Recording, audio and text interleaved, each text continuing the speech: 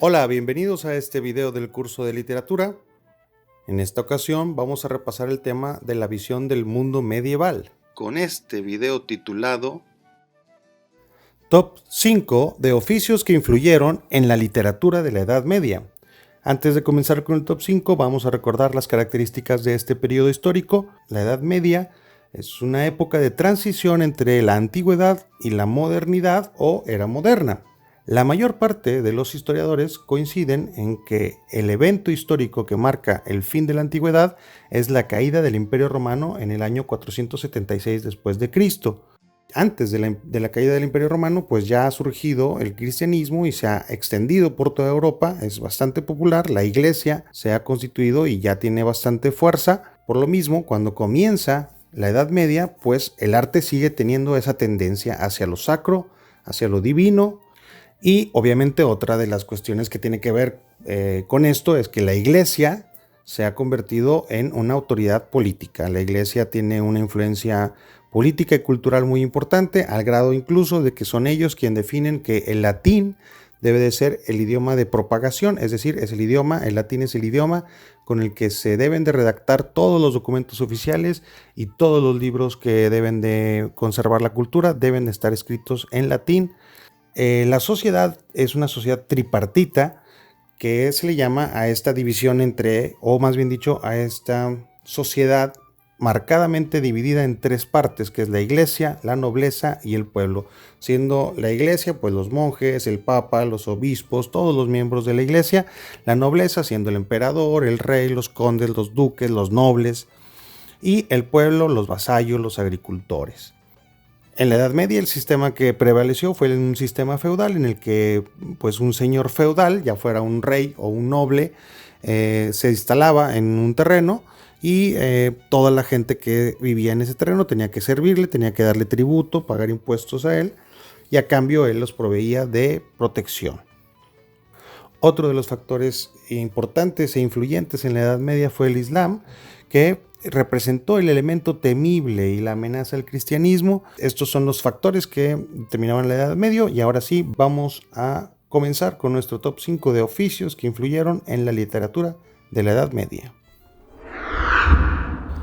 En el lugar número 5 tenemos a El Cruzado, es decir, este caballero que podía ser un soldado, un caballero, un noble, que participaba en las expediciones y guerras para recuperar la Tierra Santa. Estas expediciones y guerras, llamadas las cruzadas, ayudan a consolidar la percepción del Islam como esta figura temible que hay que ir a defender a los inocentes del Islam.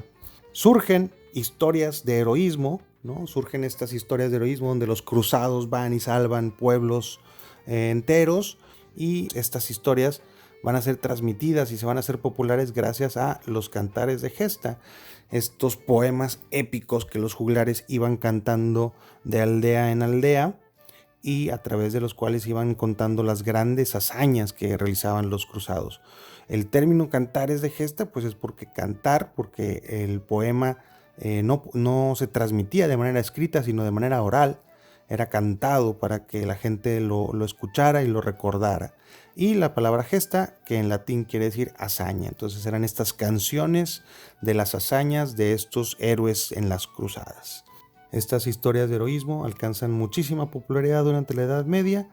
Uno de los más famosos es el Cantar del Mío Cid. Y en el número 4 tenemos a El Caballero Cortesano.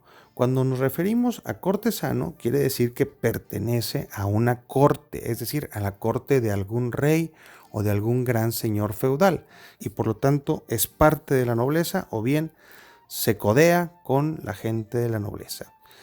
El prototipo de caballero cortesano lo podemos encontrar en las historias del rey Arturo y los caballeros de la mesa redonda. Estos 12 caballeros que acompañan al rey pues son precisamente lo que forma la corte de Camelot, ¿no? La corte del rey Arturo.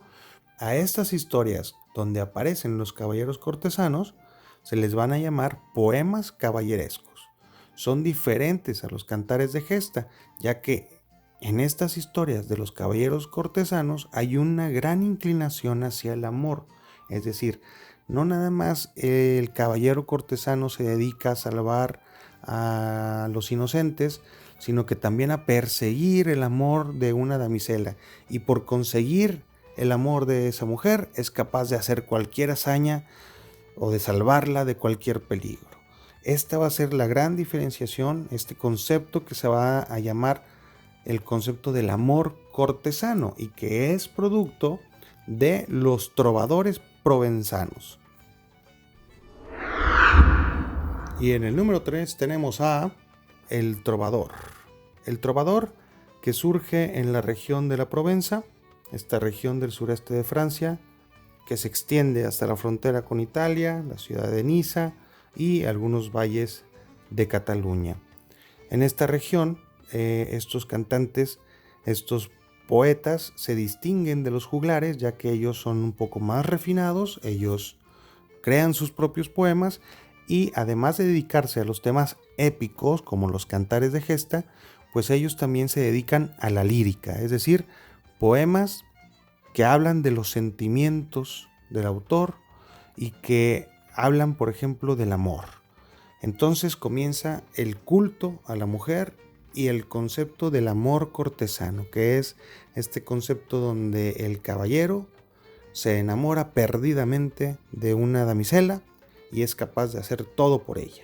Este concepto del amor cortesano va a influenciar a muchísimos poetas de la época, como por ejemplo a Dante en la Divina Comedia, donde inmortaliza a su musa, que es Beatriz. Y en el número 2 tenemos a el clérigo, es decir, miembro del clero. ¿Y el clero qué es? Pues miembro de la iglesia, miembro del clero, miembro de la iglesia. Todos los monjes, los sacerdotes, los obispos, los arcipreste. Si se están preguntando qué es un arcipreste, pues bueno, es un sacerdote que tiene a su cargo varias parroquias de una misma zona geográfica. El clérigo tiene un papel fundamental en la Edad Media, primero que nada porque los monasterios se convierten en los refugios de la cultura. Es ahí donde se almacenan los libros. Es gracias a los monasterios que se salvaron muchísimas de las obras de la antigüedad, y ahí es donde los monjes llevan a cabo esta labor de estar copiando los libros a mano, letra por letra, para poder generar una copia de un libro, o bien para traducir libros que estaban en otros idiomas, pues ellos se daban a la tarea de traducirlos para poder ir haciendo un archivo cultural de las obras. También es importante mencionar que no nada más se dedicaban a copiar y a respaldar las obras de otras personas, sino que también escribían sus propias obras, y estas obras se les va a conocer como el mester de clerecía, es decir, eran obras hechas con el estilo de los clérigos. ¿Y cuál era este estilo? Pues un estilo culto, de una cultura alta o muy cultas. Dentro de estas obras y de estos autores podemos mencionar a Juan Ruiz, el arcipreste de Hita, y su gran obra que fue El Libro de Buen Amor. En esta obra, así como en todas las obras o la mayoría de las obras del mester de clerecía, vamos a notar una tendencia moralizante, es decir, una intención instruccional. ¿Qué quiere decir esto? Una tendencia de querer mostrarle a la gente cómo eran las conductas morales correctas que se debían de seguir en la sociedad. Y en el número 1 tenemos a el juglar.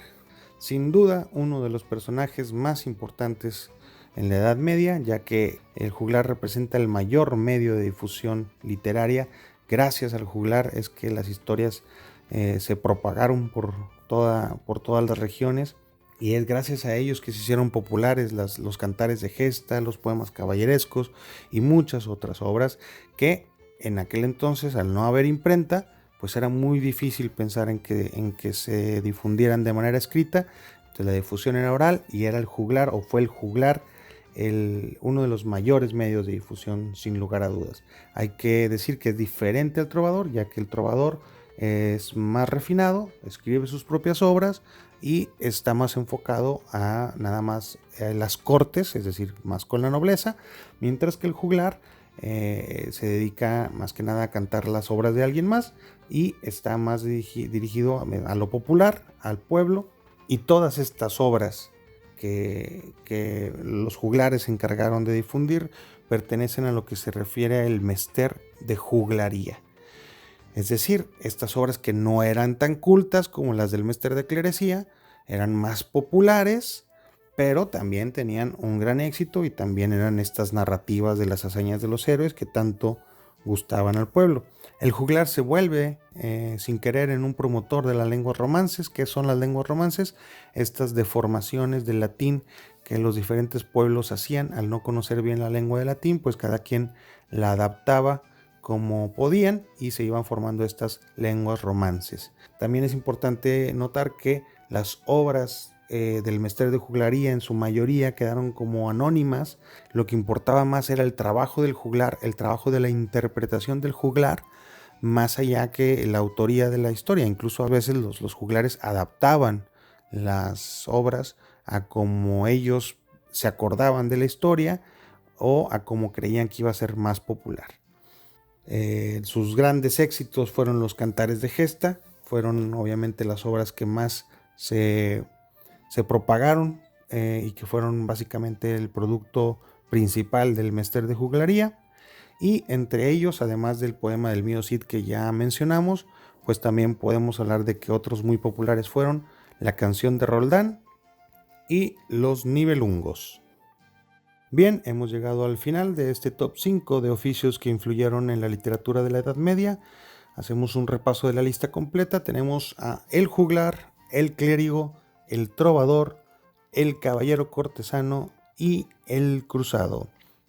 Este fue el top 5 de oficios que influyeron en la literatura de la Edad Media. Espero que haya sido de su agrado y los dejo con esta frase que es un fragmento del poema del mío Cid que dice así: y de los labios de todos sale la misma razón. Dios, qué buen vasallo, si tuviese buen señor. Nos vemos en la siguiente aventura literaria.